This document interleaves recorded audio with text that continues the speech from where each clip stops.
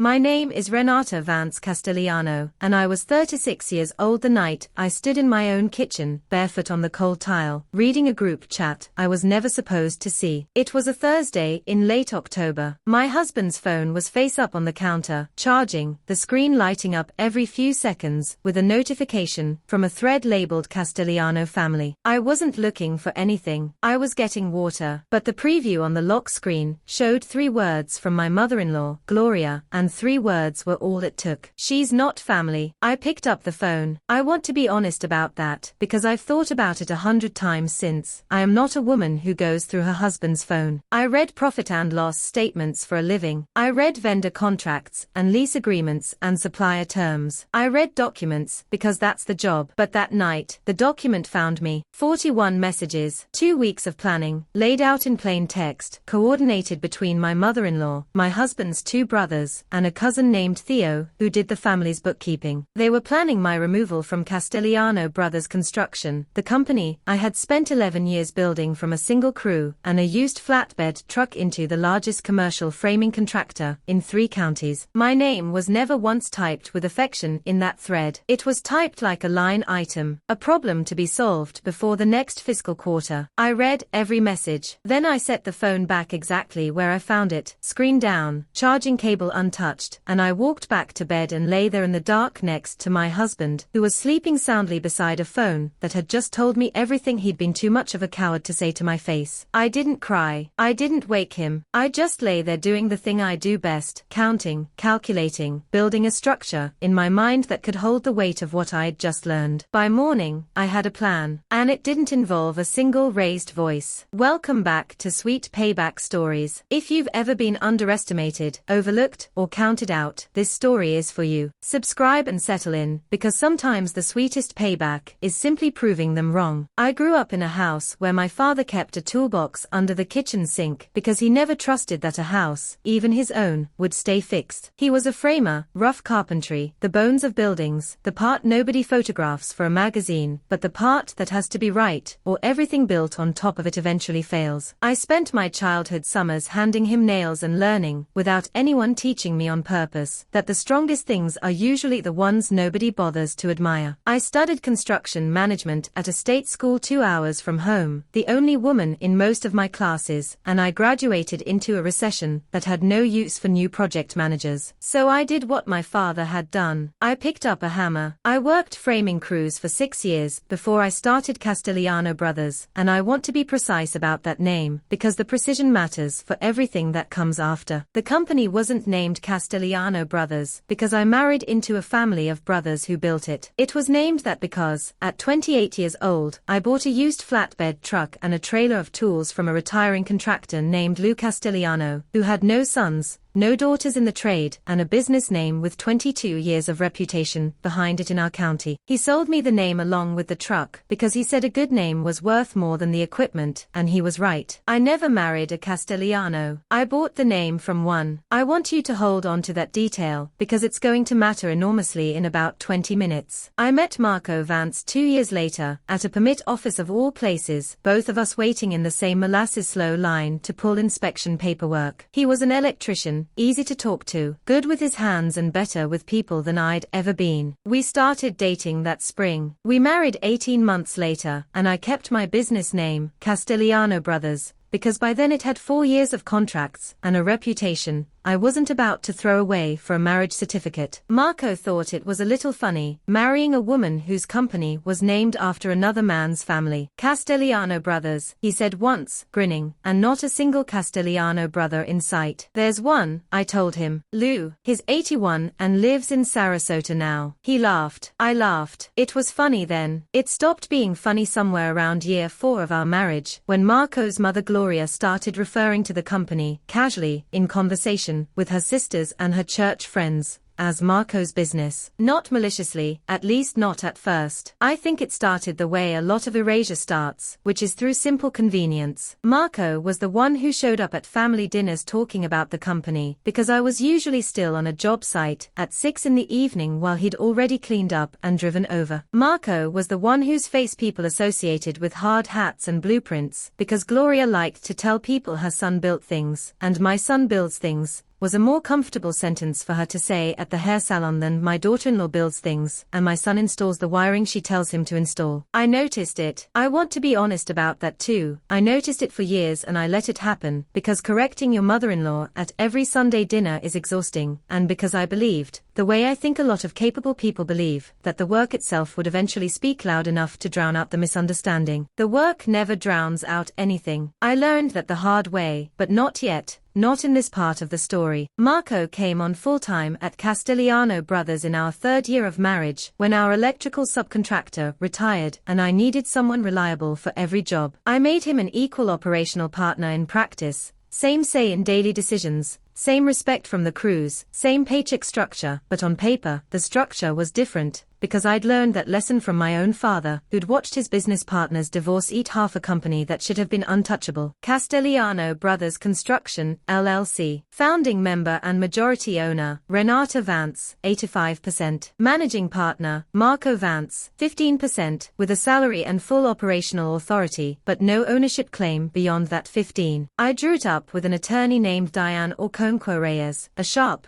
no-nonsense woman I'd hired after watching too many contractors in my industry lose everything in a partnership dispute, or a divorce, because they'd never separated the business from the marriage. Marco signed it without much comment. He trusted me with the business side. That had always been our arrangement. He built things with his hands. I built the structure that let him keep building. 4 years, that arrangement worked beautifully. We grew from 4 employees to 19. We went from residential additions to full commercial framing contracts, warehouses, retail strip developments, eventually a hospital annex that put our name, in big vinyl letters, on a construction fence that 10,000 cars a day drove past for 14 months. Marco's name was on that fence, Castellano Brothers. My name wasn't anywhere on it, because that's not how construction signage works. The company name goes up, not the owner's. But somehow, in the family's eyes, that fence became proof of something it was never meant to prove. It became proof, in Gloria's mind especially, that this was Marco's company, built by Marco, run by Marco, with his quiet, capable wife handling what she liked to call the books. The books, 11 years of bidding contracts, negotiating supplier terms, managing payroll for 19 families,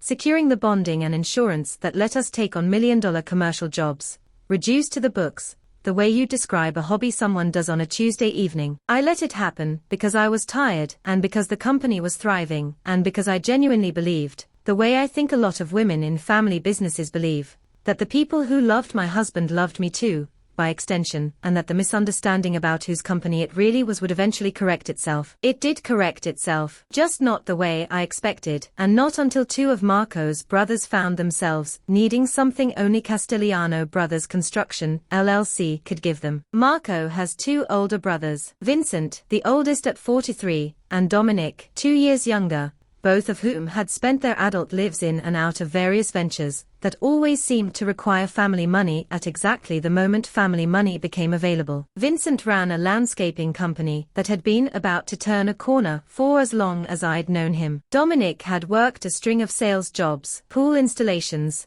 kitchen remodels, a brief and disastrous stint selling timeshares, none of which lasted more than 2 years before Dominic decided the industry itself was the problem and not, perhaps, his approach to it. Gloria, their mother, had spent decades quietly subsidizing both of them. A down payment here, a loan there, the kind of help that families give and call generosity, and never actually expect to see returned. I knew about most of it because Marco told me, usually with a sigh, usually followed by some version of "that's just how my mom is with them." What I didn't fully appreciate, until I read those 41 messages, was how Gloria had spent years quietly building a particular narrative inside the family, a narrative where Castellano Brothers wasn't really my company at all, but a family resource. A thing that existed, in some abstract sense, for all of them. Marco ran it. Marco was a Castellano, in spirit, if not by blood relation to the original Lou. And if Marco ran it, then the family had a claim to it, the way families in Gloria's mind had claims to everything that touched the family name. The trouble started in earnest about 8 months before that October night in my kitchen. Vincent's landscaping company had taken out an equipment loan 2 years earlier, 3 commercial mowers, a skid steer, a trailer, co-signed, I would later learn, by Gloria, who had put up her modest paid-off house as collateral, because the bank wanted more security than Vincent's credit history alone could offer. Vincent's business had been missing payments for months. The bank had sent a notice. If Vincent defaulted, the bank could move against Gloria's house. Dominic, meanwhile, had quietly racked up debt trying to open a small retail storefront that never made it past the renovation stage before his business partner backed out and left Dominic holding a commercial lease he couldn't afford alone. Two brothers, two financial holes, one mother whose house was now exposed because of one of them, and one family business, successful, growing, profitable, that Gloria had spent years quietly believing belonged to the family, not to the daughter-in-law who happened to keep the books. I started noticing small things around that time, though I didn't understand their full shape yet. Vincent began showing up to job sites unannounced, just checking in on Marco, asking detailed questions about our equipment leasing arrangements, and our line of credit with the bank. Dominic started attending more family dinners, more interested than he'd ever been before in how Castellano Brothers structured its finances. At one Sunday dinner in September, Gloria brought up, almost casually, over the pot roast, that it might make sense for the company to formalize family involvement a bit more. She said it lightly, the way she said most things that were actually quite calculated, and she looked at Marco when she said it, not at me. "What does that mean?" I asked. Gloria smiled at me, the particular smile she reserved for moments when she wanted to seem reasonable while saying something entirely unreasonable. "Just that Vincent and Dominic are family too, Renata. It might be nice if they had some kind of role, some kind of stake, in Castellano Brothers, in the family business," she said, correcting me gently, as though I'd misunderstood whose business it was. Marco, beside me, said nothing. He looked at his plate. That was the first time I clearly registered what would become a pattern over the following weeks: Marco's silence, which I had always read as neutrality, as a husband staying out of family drama, but which I would eventually understand was something closer to complicity through omission. I told Gloria, evenly, that the company structure was already set, and that adding partners wasn't something I was considering. She nodded, said of course, said she understood, and the conversation moved on to the pot roast. I thought that was the end of it. It was the beginning. What I didn't know, what I wouldn't know until that October night with the phone glowing on the kitchen counter, was that the conversation hadn't ended at all. It had simply moved somewhere I couldn't see it. A group chat, created 2 weeks later, with 4 participants: Gloria, Vincent, Dominic, and a cousin named Theo who did freelance bookkeeping for half the family and who, I would later learn, had been quietly asked to take a look at Castellano Brothers' financial structure to find what Vincent called, in message 6 of that thread, an angle. An angle. 11 years of 14-hour days, of cold coffee on tailgates, of learning to read structural drawings by flashlight, of building a company with my name legally on 85% of it. And somewhere in a group chat I wasn't part of, it had become an angle to be found. I want to tell you that I suspected something was wrong before that night. The honest answer is, mostly, I didn't. I noticed the small social slights, being introduced at parties as Marco's wife, without the company ever coming up, watching Vincent ask Marco operational questions he should have been asking me, hearing Gloria refer to Marco's cruise at church functions. But I had absorbed those slights for years the way I think a lot of capable women absorb them, filing them under misunderstanding rather than strategy, because strategy felt too dark a word for people who hugged me at Christmas. That changed the night I picked up Marco's phone. I'm going to walk you through what I actually read that night, because the specifics matter. They mattered to me in the weeks that followed, and I think they'll matter to you too, if you've ever wondered what it looks like when a family decides, in writing, that you're a problem to be managed. The thread was titled, simply, Castellano Family, no exclamation points, no festive emoji,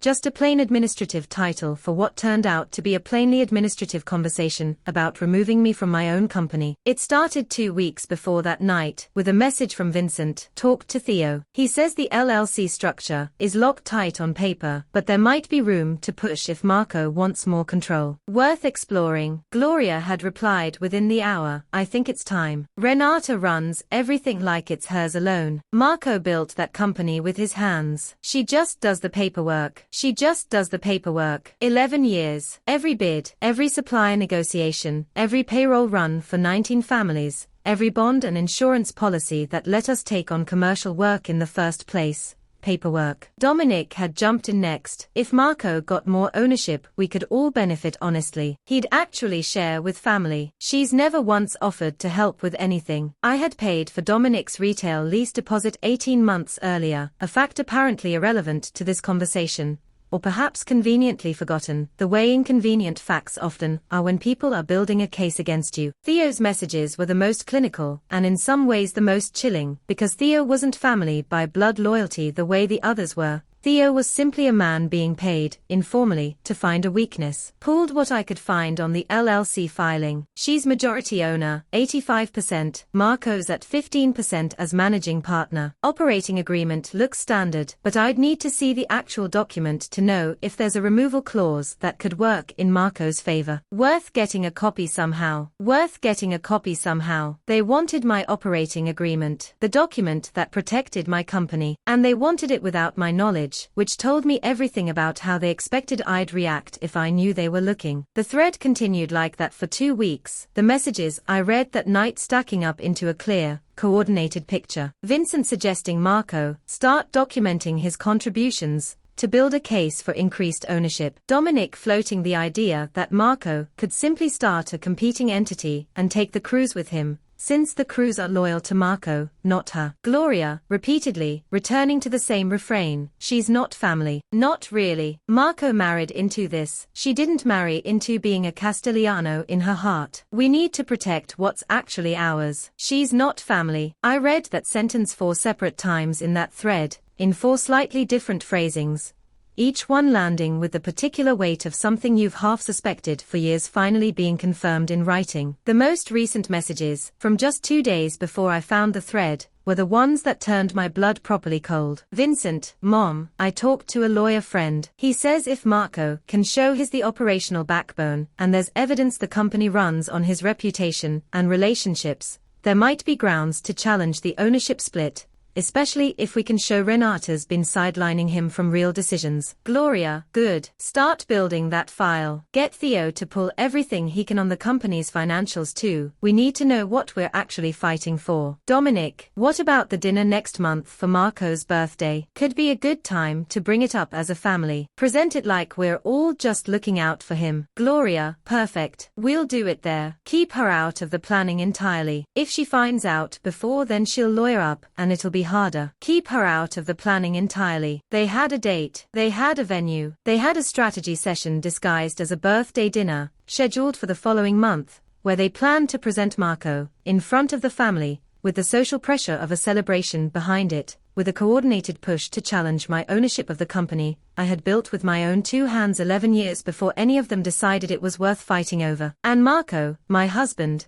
the man whose name appeared on 15% of an LLC he hadn't built, but had been folded into with full trust and full respect, had said almost nothing in that entire thread. 2 messages total, from him, in 2 weeks of his family plotting to take my company. One was a thumbs up emoji on Vincent's initial message about exploring options. The other, sent 4 days later, said simply, let's see what you guys can find out. No promises, but worth knowing. No promises, but worth knowing. My husband had agreed, in writing, to let his family investigate ways to strip ownership from his wife, and had framed it to himself, apparently, as harmless curiosity. Worth knowing. I sat in that dark kitchen for a long time after I finished reading, the coal tile under my bare feet, the phone screen finally going dark in my hand. I didn't feel the urge to scream, or cry, or throw anything, which surprised me even as it was happening. What I felt, instead, was the specific, focused calm I get on a job site when something has gone structurally wrong, a beam that's not bearing weight correctly, a foundation that's settling unevenly. The instinct isn't panic. The instinct is, identify the problem precisely, then fix it correctly, because a sloppy fix to a structural problem just creates a different failure down the road. I set the phone back on the counter, screen down, exactly where I'd found it, charging cable undisturbed. I walked back to the bedroom. Marco was asleep, breathing slow and even, a man who had spent 2 weeks agreeing, passively, cowardly, by omission, to let his family build a case against the woman who had built his career. I lay down beside him. I did not wake him. I stared at the ceiling for a long time, running the math the way I'd run a bid. What did I actually own? What could actually be challenged?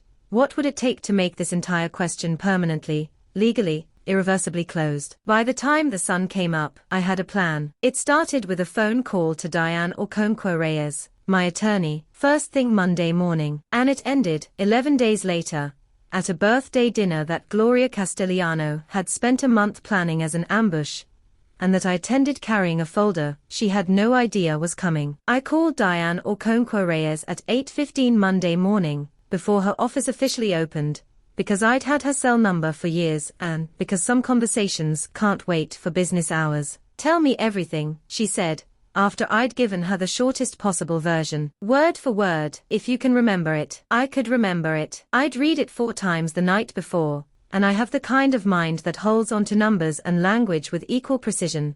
It's part of what makes me good at bidding jobs, and it made me very, very good at recounting exactly what Gloria, Vincent, Dominic, and Theo had written about me in a group chat they thought I'd never see. Diane listened without interrupting, the way she always did, and when I finished, she was quiet for a moment. "First," she said, "I want you to understand something clearly. What they're discussing, challenging your ownership based on Marco's operational role, or claiming the business runs on his reputation, none of that has legal teeth against a properly structured LLC with a clear operating agreement. You built this correctly 9 years ago specifically to prevent exactly this scenario. I remember drafting it. I remember telling you it might feel excessive at the time. It didn't feel excessive last night," I said. "No," she agreed. "It rarely does, until the night it matters." She pulled up the operating agreement while we talked. She keeps digital copies of everything, which is one of several reasons I've trusted her with my business for nearly a decade,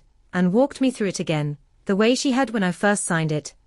Except this time every clause landed differently, because this time I understood exactly why each one existed. Article 4 established my 85% majority ownership in plain, unambiguous language, with no provision anywhere for ownership to shift based on operational contribution, reputation, or any of the soft, undocumented arguments Vincent's lawyer friend seemed to be building toward. Article 6 covered managing partner authority, Marco's role, and was equally clear that managing partner status conferred operational decision-making power, but explicitly, specifically, in writing, conferred no ownership rights beyond his documented 15%. Article 9, the one Diane had insisted on 9 years earlier and that I had, at the time, considered almost paranoid, was a removal clause, but it ran in only one direction. The majority member, meaning me, retained sole authority to remove the managing partner for cause, with 30 days written notice, or without cause, with 90 days written notice and full payout of his vested equity. There was no corresponding mechanism by which the managing partner, or any outside party, could challenge or dilute the majority member's ownership stake. "They are building a case," Diane said, "against a door that doesn't open from their side. I want you to understand that you are, legally, in an extremely strong position. The question isn't whether they can take the company from you. They can't, not through any legitimate legal mechanism. The question is what you want to do about the fact that they tried." I thought about that for a long moment, sitting at my own kitchen table in the grey early light, the same table where Gloria had floated her first soft suggestion about formalizing family involvement 2 months earlier. "I want it documented," I said finally. "I want everything about this on the record, properly, so there's never a question about what happened or why I responded the way I'm going to respond. And I want to handle Marco separately from the rest of them. He's my husband. Whatever happens with the company, I owe him an honest conversation before anything else moves forward." Diane agreed, and we spent the better part of that week building what I came to think of, privately, as my own folder, a mirror to whatever case Vincent's lawyer friend and Theo were quietly assembling. Diane drafted a formal record of the operating agreement's provisions, with every relevant clause highlighted and cross-referenced. She prepared, at my request, a managing partner removal notice, not to be filed yet, just prepared, ready, the legal equivalent of a loaded but holstered weapon, in case the dinner went the way I suspected it would go. I confronted Marco on Wednesday evening, 3 days after I'd read the messages, in the quiet of our own kitchen after dinner, the same kitchen where I'd stood barefoot reading his phone. I didn't accuse him. I laid the facts down the way I'd lay out a bid, calm, sequential, undeniable. I read the family group chat, I told him. All 41 messages. I know about the dinner next month. I know what they are planning to present to you. I know Theo's been asked to look into our financials. I know your mother called me not family. Marco's face went through several stages, confusion, then something closer to dread, then a kind of exhausted resignation, the look of a man who has been avoiding a conversation for so long that its arrival comes almost as relief. Renata, I never agreed to anything, he said. I just didn't shut it down. I should have shut it down. You sent a thumbs up, I said, on a message about exploring options to take ownership from your wife. He had no good answer to that, because there wasn't one. We sat at that table for nearly 2 hours that night, the most honest conversation we'd had in years. Possibly the most honest conversation of our marriage. Marco admitted, with what I believe was genuine shame, that he had let his mother's narrative about the company, Marco's business, said so many times over so many years, that it had started to feel almost true to him too, settle into something he hadn't actively corrected, because correcting it felt, in his words, like picking a fight with my own mother over something that didn't seem worth the fight. It's my company, I told him, quietly, not as an accusation, but as the simplest fact I knew how to state. It was my company before I met you. It's 85% mine on paper. And it's been 100% mine in every hour I've put into it for 11 years. You are not nothing in this business, Marco. You've worked hard and the crews respect you, and the operational side genuinely needed you. But you are not the owner. And you never have been, and somewhere along the way you let your family believe otherwise, and you let it go far enough that they started building a legal strategy around the lie. He didn't argue with any of it. He sat with his head in his hands for a long while, and when he finally looked up, what he said surprised me, because it was the most honest thing he'd said in years. I think some part of me liked it, he said, being the one people thought built it. I never corrected it, because some part of me wanted it to be a little bit true. It wasn't an excuse. I told him so, but it was, at least, the truth.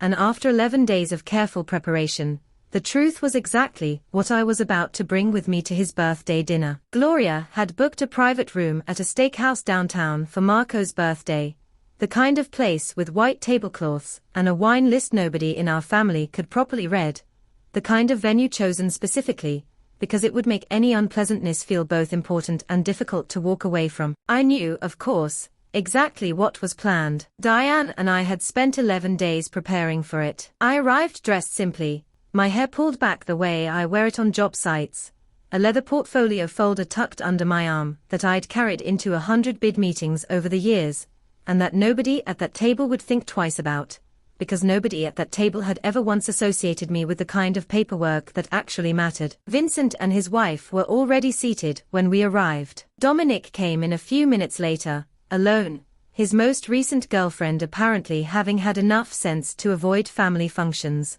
Theo arrived last, which struck me even then as strange for a cousin attending a birthday dinner rather than a board meeting, but Theo had always positioned himself at the edges of family gatherings, present but slightly apart, the way people are when they know they're there for a purpose rather than for affection. Gloria greeted me with a hug that felt, for the first time in 11 years, entirely transparent to me, warm on the surface, calculated underneath, the hug of a woman who has already decided how the evening is going to go and is simply moving through the pleasantries required to get there. We ordered. We made small talk. Vincent asked Marco about a recent job, the kind of question that, knowing what I knew now, felt less like genuine interest and more like a man building rapport before a pitch. I let it happen. I ate my salad. I waited. Gloria made her move around the time the entries arrived, which I suspect was deliberate. People are more agreeable with food in front of them, less likely to make a scene over a plate of expensive steak. Marco, she said, setting down her fork with theatrical care, your brothers and I have been talking, and we wanted to bring something up tonight, as a family, because we love you and we think it's time. Marco, who knew exactly what was coming because we'd discussed it at length over the preceding days, said nothing. He looked at his plate, the way he had at that pot roast dinner 2 months earlier, and I understood, watching him, that his silence wasn't going to protect anyone tonight, least of all him. We think, Gloria continued, that it's time the company structure reflected what's actually true. You've built Castellano Brothers with your hands, Marco. Everyone respects you on those job sites. The crews are loyal to you. And we just think, as a family, that it's not right that you only have 15% of something you've given your whole life to. Vincent picked up smoothly, the way I imagine he'd rehearsed it. We talked to someone, Marco. There might be a real case here, if you wanted to pursue it. Renata's been running this like it's only hers, and honestly, that's not fair to you, or to any of us. Dominic nodded along, murmuring agreement. Theo said nothing, but I noticed he had a folder of his own beside his plate, thin, unobtrusive, the kind of folder a man brings when he expects to need it later in the evening. I let them finish. I let every sentence land fully in the air before I moved. I had learned, over 11 years of difficult negotiations with suppliers and subcontractors, and the occasional impossible client, that the person who speaks first after a provocation usually loses the room. So I waited, calm, my hands folded on the white tablecloth, until Gloria finally turned to look at me directly, the way you look at someone you expect to either crumble or explode. I did neither. I appreciate you all being honest about this tonight, I said, my voice even, the same voice I use walking a nervous client through a budget overrun, because I actually have something I'd like to share too, and I think it's a good time for everyone to hear it. I reached down and opened the leather portfolio. Inside was a single, clean copy of the Castellano Brothers Construction, LLC operating agreement, with the relevant sections tabbed in Diane's careful, color-coded system. Beside it, a one-page summary Diane had prepared specifically for this evening, written in plain language anyone at that table could understand without a law degree. I read the family group chat, I said, setting the documents on the table, facing outwards so everyone could see them if they chose to look. All 41 messages, going back 2 weeks. I know about the lawyer Vincent spoke with. I know Theo's been asked to look into our financials. I know this dinner was planned, specifically, to present Marco with a coordinated push to challenge my ownership. The table went very still. Vincent's fork stopped halfway to his mouth. Dominic's face went through a series of rapid recalculations. Gloria's expression didn't change immediately,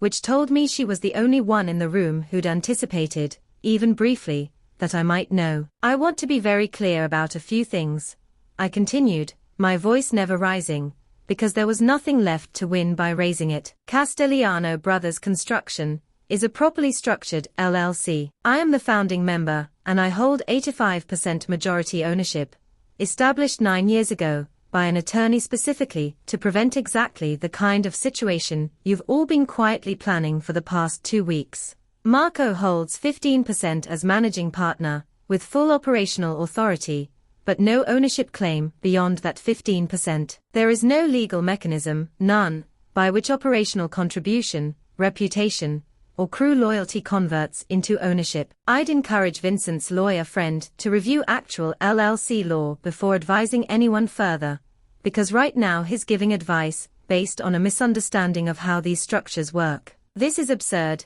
Gloria said, her voice climbing for the first time. We're talking about family, Renata, not some legal technicality. It's not a technicality, I said. It's the foundation. You can't build a house on a foundation you've decided to ignore because it's inconvenient, Gloria. I learned that from my father before I ever met your son. I turned to Theo, who had gone notably pale. Whatever you've found digging into our financials, I'd encourage you to stop now. Accessing, or attempting to access, private business financial records, without authorization, isn't just a family matter. I'd rather not have to involve anyone outside this room about that, but I will, if it continues. Theo said nothing. He closed the thin folder beside his plate and pushed it slightly away from himself, as though distancing his body from the evidence might distance his name from it too. Vincent tried one more time, his voice tighter now, the rehearsed smoothness gone. Even if the legal stuff is locked up the way you say, that doesn't mean it's right. Marco's given everything to that company. Marco has given a great deal, I agreed, and he's been compensated fairly for 15 years, for 11 years, I mean, with a salary, full benefits, and a 15% equity stake that has grown substantially as the company has grown, because I made him a real partner in every way that mattered when he came on board. What none of you have given any thought to, in 2 weeks of planning this dinner, is the 11 years before Marco ever joined the company. The 4 years I spent building it alone, sleeping in my truck on out-of-town jobs to save money, learning every part of this business from the ground up, before I ever met any of you. I looked at Marco then, directly, for the first time since I'd opened the folder. I talked to Marco about all of this 3 days ago. He knows everything I just said. He knows what his family was planning. And I want to say, in front of everyone here, that I'm disappointed, deeply, that he let it go this far without saying a word to stop it. Marco's face had gone the color of the white tablecloth. He looked at his mother, then at me, then back down at his plate, and for a long moment, nobody in that private room said anything at all. It was Gloria, finally, who broke the silence, and what she said told me everything I needed to know about how the rest of the evening, and the months that followed, were going to go. "You've embarrassed this family," she said to me, her voice low and furious now, the performance of warmth gone entirely. "Bringing legal documents to a birthday dinner. Accusing us of plotting against you like we're criminals." "You were plotting against me," I said quietly. "I have 41 messages that prove it. I'm not accusing you of anything you didn't write down yourselves." "We were looking out for our son," she said. "That's not a crime." "No," I agreed. "It's not a crime to look out for your son. It would have been a crime, or at least a significant legal problem, if Theo had successfully accessed protected financial records without authorization, or if Vincent's lawyer had advised you to pursue a legal challenge with no actual grounds. You stopped short of those things tonight, mostly because I stopped you. I'd encourage you to be grateful for that, rather than embarrassed." Dominic had gone very quiet, staring at the tabbed operating agreement still sitting on the table between us, as though rereading the same clause over and over might somehow change what it said. Vincent had pushed his chair back slightly from the table, the posture of a man calculating an exit rather than continuing a fight he'd already lost. I closed the portfolio and stood up. I hadn't touched my entry. "I'm not going to make this complicated," I said, looking around the table at all of them, Gloria, Vincent, Dominic, Theo, and finally Marco, whose eyes were red-rimmed, but who hadn't said a single word in his own defense, or in mine, since I'd opened that folder. "The company isn't up for discussion. It never was. What's actually up for discussion, going forward, is whether this family wants to be part of my life at all, given what I now know about how you've all talked about me when you thought I couldn't hear." I picked up the leather portfolio. I left the tabbed operating agreement on the table, a copy, not the original, the same way Margaret Ellison's clients in other stories leave the truth behind them on a tablecloth for everyone to keep staring at after they've gone. "Happy birthday, Marco," I said, and I meant it, even then, even furious, because some part of me still loved the man underneath the silence, even as I understood that loving him wasn't going to be enough to fix what his silence had nearly cost me. I walked out of that private dining room alone. Nobody followed me, not even Marco, and I drove home through a light October rain with the portfolio on the passenger seat, the same calm, focused clarity I'd felt that first night in the kitchen settling over me again like a second skin. Here is what happened in the months that followed, because I think the aftermath matters as much as the dinner itself. Marco moved into his brother's spare room 3 days later. We didn't divorce immediately. We spent several months in counseling, working through what I came to understand was a genuine pattern in Marco's life, a habit of avoiding conflict with his mother so thoroughly that he'd let it cost him things that mattered far more than a single uncomfortable conversation ever would have.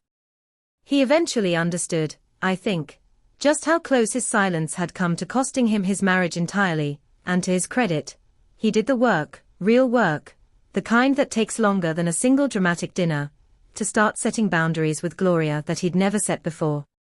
We're still married. I want to be honest about that, because not every story like this ends in a clean, dramatic separation, and I think the quieter, harder version, staying, but only after real accountability, is its own kind of resolution worth telling. The company structure never changed, because there was never any legal mechanism for it to change. Diane filed nothing further, because nothing further was needed. The threat had been entirely diffused at that dinner table, in front of witnesses, with documentation that left no ambiguity about where things stood. Vincent's equipment loan eventually went into default. Gloria's house came uncomfortably close to foreclosure before Vincent, finally, sold off 2 of the 3 mowers and the skid steer to bring the loan current. I didn't offer to help, and for the first time in years, nobody in that family asked me to. I think the dinner had made something clear to all of them that years of soft suggestion never had. I was not, in fact, an unlimited resource to be managed and eventually claimed. I was a person with a name on a deed, who had simply stopped pretending otherwise. Dominic's retail venture finally, mercifully, folded. He took a steady job managing a hardware store, which I think, privately, suits him better than any of his previous ventures ever did. Theo and I have not spoken since that dinner. I understand he's still doing freelance bookkeeping, though I sincerely hope his current clients have better protected financial records than mine very nearly weren't. Gloria and I have a careful, distant relationship now, cordial at the family events Marco still occasionally attends, never warm, both of us aware of exactly what was said and what it revealed, neither of us interested in pretending otherwise. She has never apologized. I've stopped expecting her to. Some people, I've learned, will go to their graves believing they were simply protecting their family, never quite understanding that the family they were protecting it from was me. Castellano Brothers Construction is larger now than it was that October, 26 employees, a second commercial contract that put our vinyl letters on another construction fence, this one outside a new regional airport expansion. My name is still 85% of the ownership. Marco's is still 15%, and honestly, operationally, the way it always should have been understood. I kept the leather portfolio. It sits in my office now, on a shelf above my desk, the same one I carried into that steakhouse on a rainy October evening with 41 messages memoized and a tabbed operating agreement inside, ready to set a family's assumptions straight without ever once raising my voice. Here is what I want you to take from this, if you take nothing else. A company is not a marriage, and a marriage is not a family, and a family, the kind that gathers for pot roast on Sundays and calls itself loving, is not automatically entitled to the things you built before any of them arrived. You can love people, deeply, and still protect what's yours from them, because love without boundaries isn't love at all. It's just an open door that everyone eventually walks through uninvited. I built Castellano Brothers with my own 2 hands, 11 years before anyone in that family decided it was worth fighting over. They never once asked to see the paperwork. If they had, they would have learned, years earlier and far less painfully, exactly whose name was on the foundation. Some things you build. Some things you protect. And some things, when the people you love try to take them anyway, you simply lay out on a white tablecloth, in plain language, and let the silence do the rest of the talking. If you've ever been counted out, underestimated, or pushed aside, you're not alone. Tell me where you're listening from in the comments. Subscribe to Sweet Payback Stories, where karma never forgets an address.